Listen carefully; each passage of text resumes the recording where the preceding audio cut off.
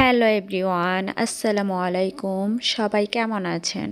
আশা করি সবাই ভালো আছেন, সুস্থ আছেন এবং নিরাপদে আছেন। আলহামদুলিল্লাহ, আমিও কিন্তু বেশ ভালো আছি, সুস্থ আছি। আমি মিশু খাগড়াছড়ি থেকে বলছি। মিশু মনিরা ব্লগে আপনাদের সবাইকে নতুন একটা ভিডিওতে স্বাগত জানাই। তো সকালে উঠে কিন্তু আমি এই যে উঠানটা ঝাড় দিয়ে নিচ্ছি। বাগানের ওই সাইডে দেখা যায় যে পাতা পড়ে, এই পেয়ারা গাছ আছে, তো ওই পাতায় পড়ে। আর দেখুন, কুয়াশা সারা দিন রোদ থাকে, কিন্তু রাত্রেবেলা এত কুয়াশা পড়ে, বাড়ির ভিতরে দেখেই বুঝতে পাচ্ছেন যে কুয়াশা পড়ে একদম জায়গা ভিজে আছে, দেখতেই বোঝা যাচ্ছে।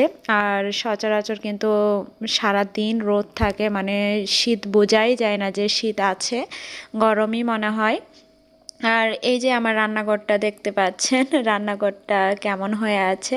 তো রান্নাঘরটাও ইনশাল্লাহ ঠিক করা হবে, তো আপনারা দেখতে পারবেন।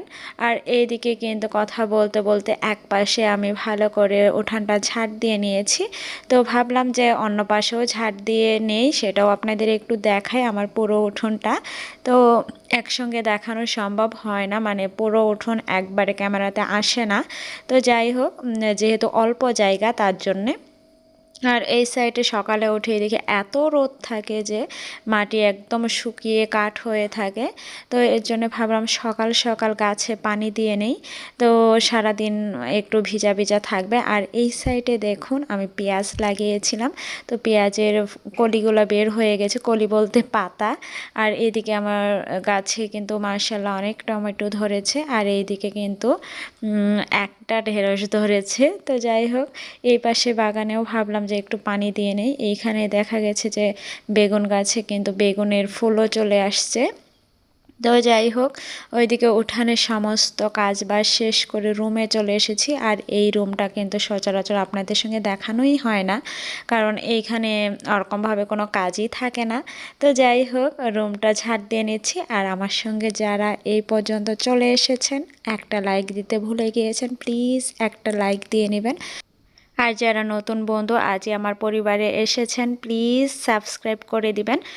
সাবস্ক্রাইব করার পর পাশে থাকা বেল বাটনটা অবশ্যই প্রেস করে দিবেন, কারণ আমার নিত্য নতুন ভিডিও ছাড়ার সঙ্গে সঙ্গে নোটিফিকেশন চলে যাবে আপনার কাছে।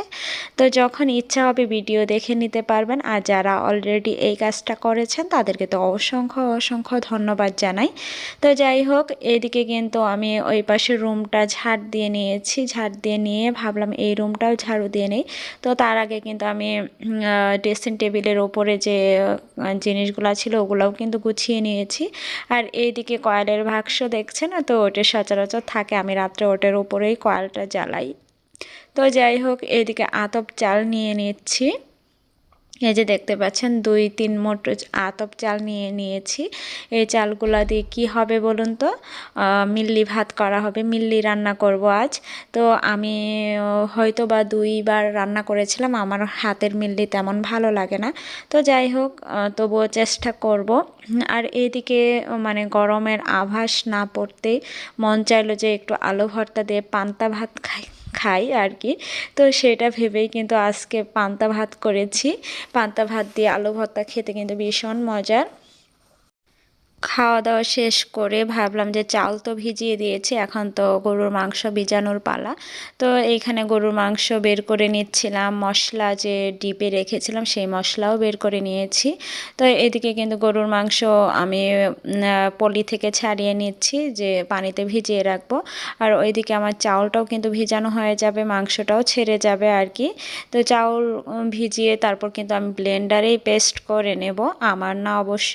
তো যাই হোক, এদিকে আমি এগুলা অফ ক্যামেরাতেই সব কিছু আমি ধুয়ে কোটে বেছে নিয়েছি। এই যে মাংসগুলো কিন্তু আমি এরকম পিস করে কেটেছি। আর এইদিকে কিন্তু আতপ চাউলটাও কিন্তু আমি পেস্ট করে নিয়েছি, একটু বেশি করে পানি দিয়ে আর কি, এর জন্যই ওরকম লাগছে। আর এদিকে কিন্তু গরুর মাংসটা একদম হাতে ভালো করে মেখে জাল করে নিতে হবে আর কি। এদিকে জাস্ট আমি পেঁয়াজ বাটা, রসুন বাটা, আদা বাটা, তারপর মরিচ, তারপর হলুদ, ধনে গুঁড়ো, তারপর গরম মশলার গুঁড়ো, তারপর দিয়ে দিব অল্প একটু তেল। তো সব মশলাগুলা দিয়ে একদম ভালো করে মাখিয়ে নিতে হবে। তো দেখা যায় অনেক যখন রান্না করে তখন কিন্তু খেতে এই মিল্লিটা ভীষণ মজার হয়। আর বিশেষ করে জামালপুরবাসী যারা, তো জামালপুরের কিন্তু এটা বিখ্যাত মানে খাবার মিল্লি। তো মিল্লি ভাত বললেই জামালপুরের তো মানে জিভের জল চলে আসে, এরকম একটা ব্যাপার। তো সবাই কিন্তু সবার হাতেই কিন্তু এই মিল্লিটা ভালো হয় না, সবাই রান্না করতেও পারে না। তো আমিও ওরকম মানে ভাঙাচোরা একটা রাঁধুনি। তো আমি চেষ্টা করছিলাম, খেতে ইচ্ছে করছিল তাই।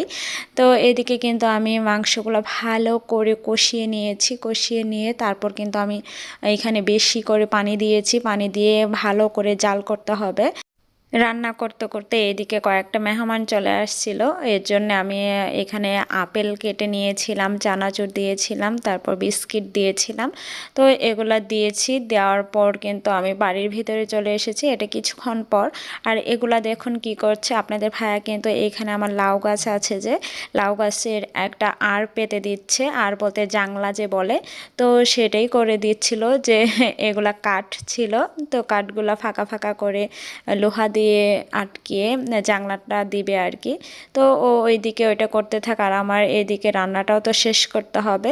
এদিকে কিন্তু আমার যে মাংসের পানিটা সেটা জাল করা হয়ে গেছে, আর এর ভিতরে কিন্তু সেই মানে আতপ চাউলের যে পেস্ট সেটা দিতে হবে, দিয়ে ভালো করে এটাও কিন্তু জাল করে সিদ্ধ করে নিতে হবে। তো এই যে এই পর্যায়ে দেখতে পাচ্ছেন একটু মানে পাতলা পাতলা লাগছে, এটা কিন্তু রান্না করতে করতে একদম ঘন হয়ে যাবে। আর যতটুকু মানে পাতলা থাকবে ততটুকু কিন্তু ঠান্ডা হওয়ার পর ঘন হয়ে যায় আর কি। আর এটার ভিতরে প্রচুর প্রচুর মশলা দিতে হয়, আর আমার তো ওরকম মশলাপাতি ছিল না, মানে যা যা দেয় আর কি। আর তাছাড়াও মানে কারো কারো হাতে এই মিল্লিটা এমনিতেই মজা, আমার কাছে আমি রান্না করলে সেটা ভালো লাগে না, অন্যরা যদি রান্না করে সেটা আমার কাছে ভালো লাগে। তারপরেও মনে করেন যে কেমনে জানি বলে, দুধের স্বাদ ঘুলে মেটানো, ওরকম একটা ব্যাপার। তো এদিকে কিন্তু আমার রান্নাটা প্রায় হয়ে গেছে, আর আমি বাগারের জন্য দিয়ে দিয়েছি তেজপাতা, দারচিনি, দারচিনি না সরি, দারচিনি ছিল না, সাদা এলাচ, জিরা আর রসুন, বেশি করে রসুন পেঁয়াজ একদম লালচে করে ভেজে তারপর কিন্তু আমি বাগারটা দিয়ে দিয়েছি। আর এটা বিশেষ করে ওপর ভাগারটা দিলে কিন্তু তেমন মানেই হয় না। তো যাই হোক, এদিকে কিন্তু আমি ভালো করে সেই বাগারটা কিন্তু আমি মিল্লির সঙ্গে মিশিয়ে নিচ্ছি। আর এই মিল্লিটা কিন্তু অনেকেই চিনতে পারবে না, একমাত্র জামালপুরে যারা বাড়ি তারাই চিনতে পারবে। আর এটা কিন্তু গরুর মাংস দিয়েই রান্না করা হয় বেশিরভাগ ক্ষেত্রে, আবার দেখা যায় চিংড়ির শুটকি দিয়েও রান্না করা হয়। তো আমার কিন্তু রান্না বান্না কমপ্লিট হয়ে গেছে, আর এইদিকে বাড়ির ভিতরে এসে দেখি জানলাটা হয়ে গেছে। তো গাছগুলোও এইখান থেকে ছাড়িয়ে নিচ্ছিলাম, একদম দেখুন এই জালিতে কিন্তু একদম মানে লেগে আছে আর কি, ওগুলা ছাড়িয়ে ছাড়িয়ে দিচ্ছিলাম, দিয়ে তারপর কিন্তু এই জানলাতে উঠিয়ে দেব। আর জানলাতে ওরকমভাবে বড় হয়নি, এইখানে এমনি ওরকম দেখা যায়। দেখুন জানলাতে ওঠার পর কিন্তু পুরো জানলা ফাঁকা, তো আস্তে আস্তে বড় হবে। একটা গাছ কিন্তু চালের উপরে দিয়েছি, আর এইখানে কিন্তু দুটো গাছ। তো দেখা যাক কবে কি হয়, জানলাটা ভর্তি হয়। যাই হোক, তো জানলাটা দেওয়ার পরে এইখানে খুবই ভালো লাগছিল।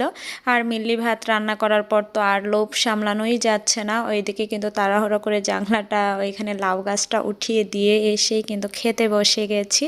তো দেখতে পাচ্ছেন ফাইনালি কিন্তু এরকম পর্যায়ে চলে আসছে, এটা কিন্তু আরও একটু ঘন করা যায়, আমার কাছে এই পর্যায়ে ভালো লাগে। তো এইদিকে আমি কিন্তু একদম মানে প্লেট ভর্তি করে মিল্লি নিয়েছি, এই মিল্লিটা কিন্তু আরও একটু ঘন হয়, আমার কাছে এই পর্যায়ে ভালো লেগেছিল, এর জন্যই আমি এই পর্যন্ত রেখেছি আর কি।